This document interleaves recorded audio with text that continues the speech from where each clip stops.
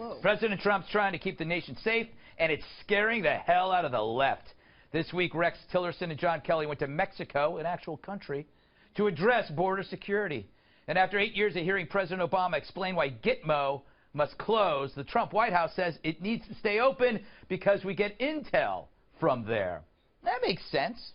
And that's the point on its merits. His national security policies are pretty normal, but they're explained in a way that we're just not used to.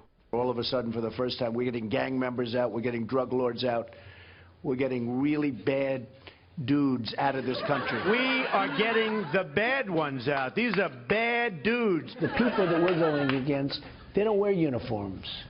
They're sneaky, dirty rats. All right. We've been so coddled by safe language that we think Trump's words somehow make his policies worse. The last guy before him would bend himself into a pretzel before he'd call an act of terror an act of terror. Radical Islam wasn't even in his dictionary, which leads me to Sweden. You look at what's happening in Germany. You look at what's happening last night in Sweden. Sweden. Who would believe this? Sweden. They took in large numbers. They're having problems like they never thought possible. Yep. Last week, that set the world's hair on fire when Trump suggested Sweden endured an immigrant-fueled spike in crime. He heard it on Tucker Carlson. Tonight, I hear it's a show. Of course, everyone said Trump was full of it.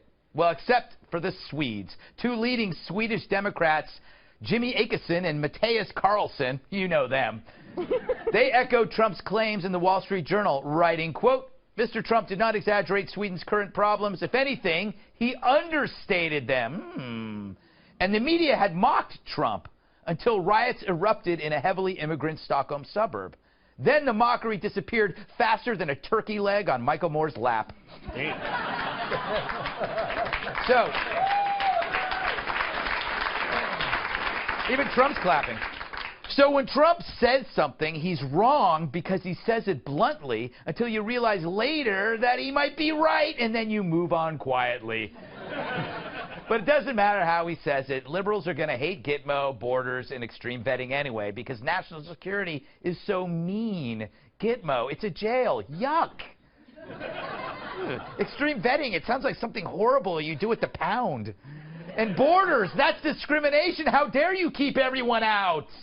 So yeah, Gitmo, vetting, borders are all so mean.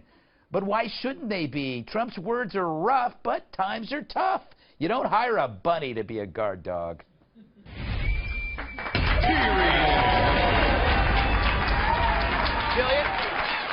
Jillian, you're a national security expert. Are his initiatives that out of bounds? I find them reasonable. It's just the way he delivers them that is a little bit different. He's you know what he is? He's straight out of Brooklyn. He's the Beastie Boys president. Well, so what I was going to say is it's not that he's talking too tough and too bad ASS. It's that he sounds like... You spelled out ass. I'm terrified. I don't know. Look. Oh, yeah. It's still unclear to me what I'm allowed and not allowed to say on television, so I play it safe. I love that. All right. You can say anything. That's right. Yes. Really. But he doesn't sound like he's so tough to me. He sounds like my uncle at Thanksgiving when he talks about national. He's like, these guys, like, they're terrible. We got to get rid of them.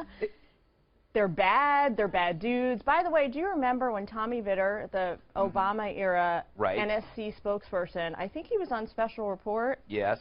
It was one of this network's programs. Right. And he was like, he said the word dude, and everybody freaked out. Yes. And now the president is saying dude in a national address. But he's saying bad dudes. Bad dudes. Like when Tommy Vitter said it, he was saying, like, Shep, what's up, dude? He was like, dude. Yeah, it was insulting. Rob, do you buy my theory that he's fairly traditional, but it's that he's speaking our language? Well, he's not a polished politician, so he's going to do something really weird in Washington and say what he thinks. Right. And he's trying to he tried to speak the truth as best he can, but the problem is if you speak the truth, you're going to get labeled. Right. They're going to call you an Islamophobe. They're going to call you a racist. My favorite one lately is a misogynist. I don't know what that means, though, but when I hear people screaming that at a paid protest... That means you are one. No, it means... Is that what it is? The word that came to my mind was that that's just a snowflake yelling at him. So that's like the wavelength thing. But you know, that seems what they do, and it's so weird that a lot of these people, as far as the vetting goes, a lot of the left, boy, they will vet the hell out of you when you're trying to get a gun as a citizen. But if you want to come in for free, come on in. Yeah. Like, you know what? I have to say, I think you killing Bin Laden makes you an Islamophobe. I'm just putting it out there. I think it just means I was pro-gun using just a weapon the right way. Yes, exactly. You know, guns didn't kill people, the bullets in the fall did. Yeah, exactly.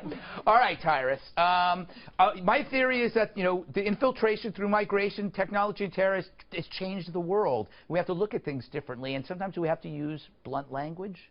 No? I mean, sometimes you got to tell these M-O-T-H-E-R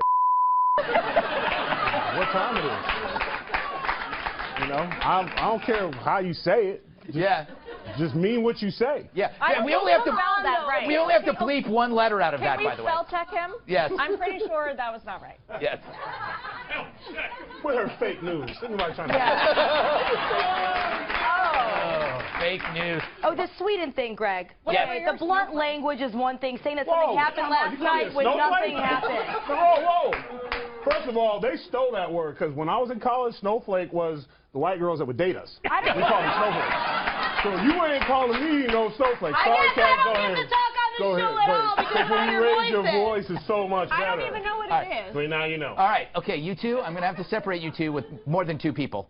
I have to get the audience to sit there. All right, Kat, you're trying to say something. I was trying to, yes. And now we're going to give you a chance to speak. Well, all right, that's it for tonight. I'm joking. That's what misogyny is, by the way. All right, Kat, go for it. That's a fake unicorn. So, as I was trying to say... Yes, dear. I agree with you. It's misogyny again. I agree with you a little bit. For example, on immigration particularly, Obama deported 2.5 million people, and everyone said he was such a nice guy because he talked like he was a nice guy. Right.